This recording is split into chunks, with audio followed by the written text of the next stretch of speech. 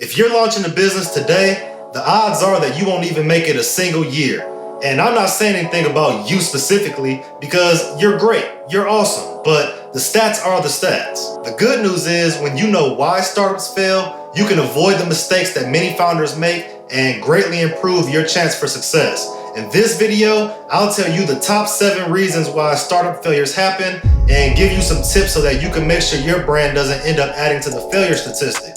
So if you're ready to win the startup game, then strap in your seatbelt, put your seat and tray table in the upright position, clear the exit row, and open your window shades because this flight is about to take off. Let's get it.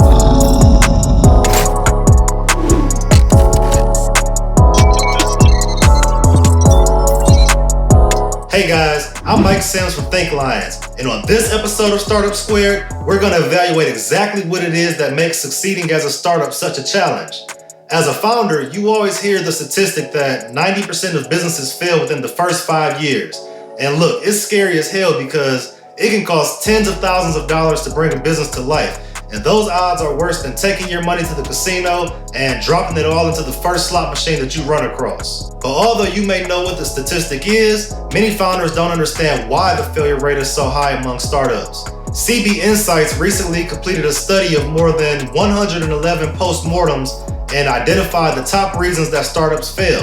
And I'm going to share those with you today and tell you how to make sure that you don't fall into those same traps. So let's get to it.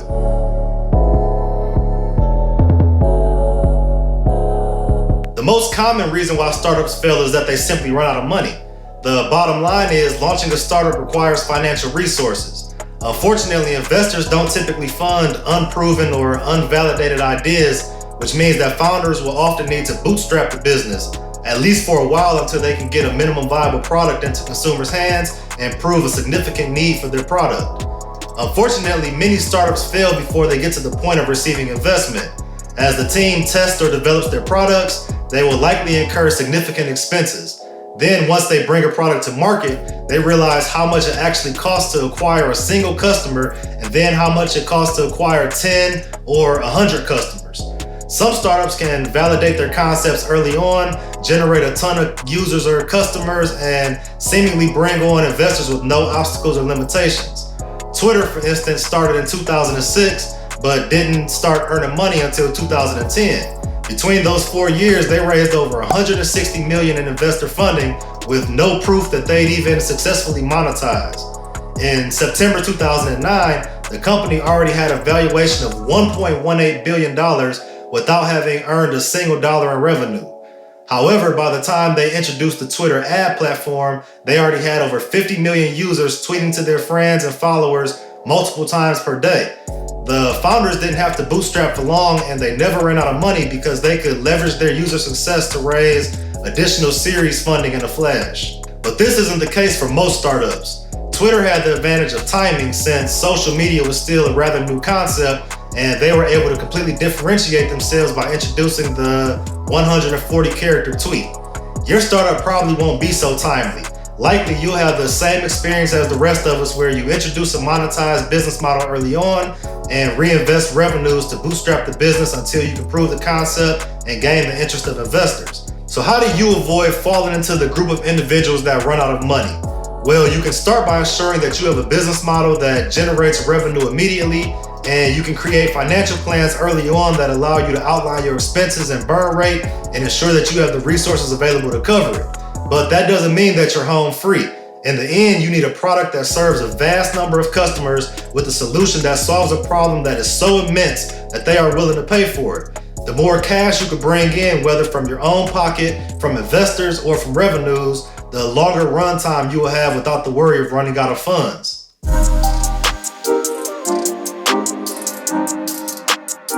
The second most common reason for failure is that there is just no need in the market for the startup's products. Way too many entrepreneurs make the mistake of building their business backwards. Businesses are born through problems, and when a big enough problem exists, a business can make a killing by providing a valuable and viable solution. But this isn't the path that many entrepreneurs take. Instead, they build a solution and hope to find a product after they launch. Y Combinator has a term for this. They call it a solution in search of a problem. This is the wrong way to build a business because the risk of never finding a product market fit is immense. Instead, it is important to do the work ahead of time to identify the problem. Use lean startup methodology to confirm that it is a significant problem for a huge number of people, and then build a solution around the needs and demands of the customer. Take Quibi for instance. We mentioned them in our top 5 surprising startup failures video, which I'll link up here if you want to learn more about them. Anyway, Quibi seemingly had a great solution. They approached content in a brand new way with short episodes that consumers could watch quickly and on the go. The technology was initially hailed as the next big thing, aligning with how people were currently consuming content, like watching a short YouTube video while waiting in the doctor's office or browsing a few videos between classes at school. They launched and then boom, COVID-19 happened. And just guess what happened when COVID-19 sent everyone home? We started watching longer content again. Now everyone was at home binge watching the entire series of Tiger King in one day, and 5 or 10 minute content became less appealing when we became restricted to our homes, and that on-the-go problem that Quibi solved no longer existed. 6 months later, the whole company went bust. Honestly, it wasn't Quibi's fault. No one could foresee a pandemic, but businesses often suffer from the same result without a pandemic, simply because they build a solution before confirming that a problem actually exists. So how do you avoid falling into this trap? It's pretty simple. You use lean startup methodology, you launch a minimum viable product, and then conduct a series of experiments to validate the existence of a problem before you write one line of code or even start thinking about your first product prototype. In other words, you identify the product market fit before you start building your product, not after.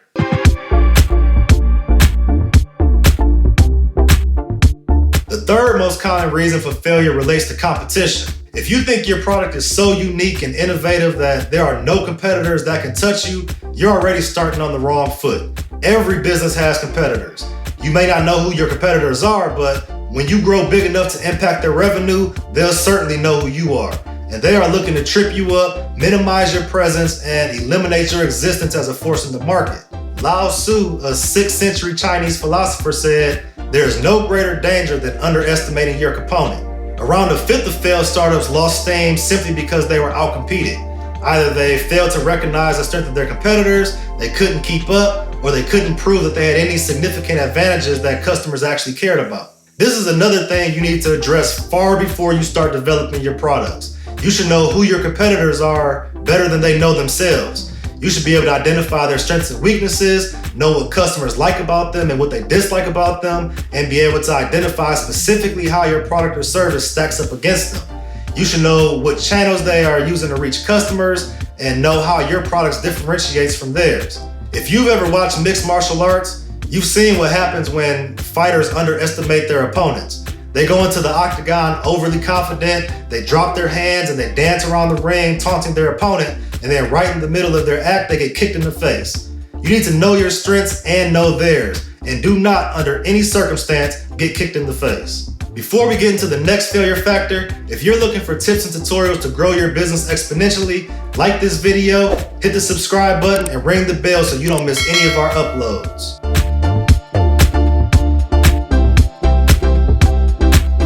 Another way too common reason for startup failure is a flawed business model.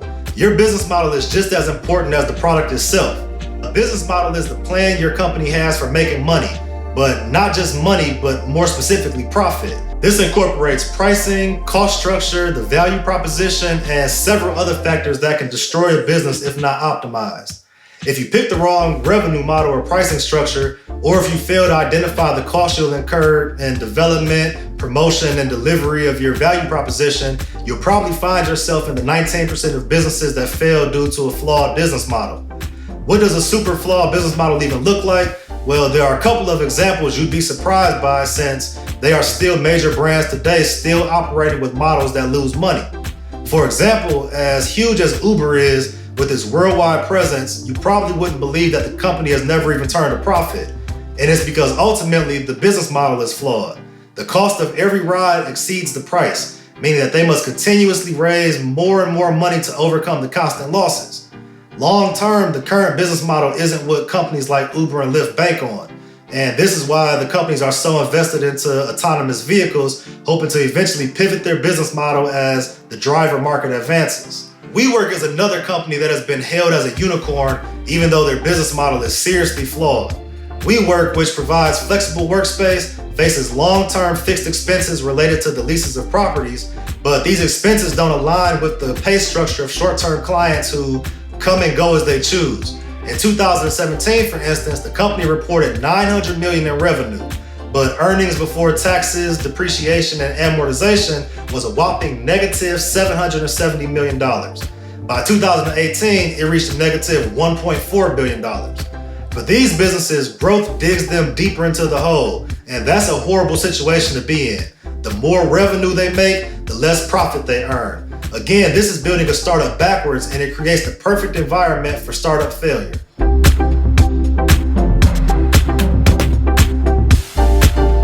Fifth in line for why startups fail is regulatory challenges. Regulations, laws, and legal challenges can prove to be a significant burden to some startups. Sometimes it's just the case that the industry is full of compliance regulations that businesses can't seem to overcome. An online bank, for example, must abide by financial laws, banking regulations, privacy laws, and more, and they must acquire expensive licenses in order to operate. Startups launching in these type of industries may not understand all of the legalities of operation up front, and failure to meet compliance requirements can lead them down a path to failure. In some cases, startups simply just can't meet these regulations and maintain their operations or remain profitable. But other times, the founders just straight up break laws and operate unethically. For example, the online sales management firm Auctionata offered live auctions online, transmitting a live auction video stream through the web with no delay. Showcasing massive potential, the founders raised almost $100 million in investor funding. But this success wasn't enough. After just a couple months of launch, an independent auditing company discovered some disturbing facts, like how the auction house was making few direct deals and members of the company were bidding up or even buying items on the live streams so the company could overstate the amount of profit and sales it made to the public. While they were reporting huge success and massive popularity, they inflated their numbers to both investors and the public, killing their reputation and eventually their entire business. While they somehow lasted 5 years, Auctionata's ruined reputation from their regulatory offenses caused them to shut their doors forever in 2017.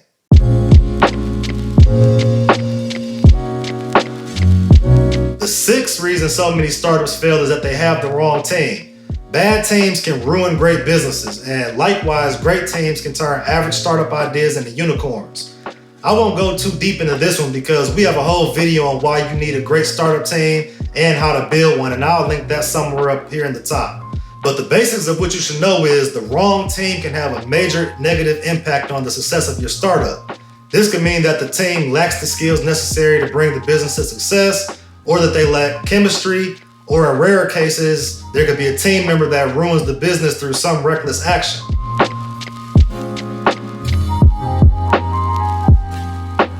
Finally, at least 1 in 10 startup failures are due to timing issues. When it comes to startup success, timing is everything. We mentioned Quibi earlier, and this is a great example of bad timing. While they had the perfect solution for the market at one point in time, a few months later the pandemic changed things and ultimately the timing was terrible. Timing doesn't always mean that the startup was late to the game. Being early to the market can have similar results. Today, for example, we use social media every single day, and we often credit that success to platforms like Facebook and MySpace. But these weren't the first social platforms to exist. 6degrees.com was first to the social media scene based on the game 6 Degrees of Kevin Bacon. And while it had some marginal success for a short period of time, social media was unfamiliar, computers still weren't in many homes, and the internet wasn't yet adopted by a majority of consumers. They had many components of success, but just being a few years early to the market eliminated the many advantages that they had as a first mover. To succeed, you have to have the right product for the right market and at the right time. Not too late and not too early, but instead you should be bringing the product to market at the exact time that customers are experiencing a particular problem. The good news is you can avoid many of these issues by doing your homework up front, conducting significant research, interviewing customers, completing competitive analyses, and running lean experiments as you bring your product to market. With the right lean strategy and a product that actually solves a massive problem, you can reduce the risk of launching a new business and heighten your potential for long-term success. I hope you enjoyed this video, and I'll see you in the next one.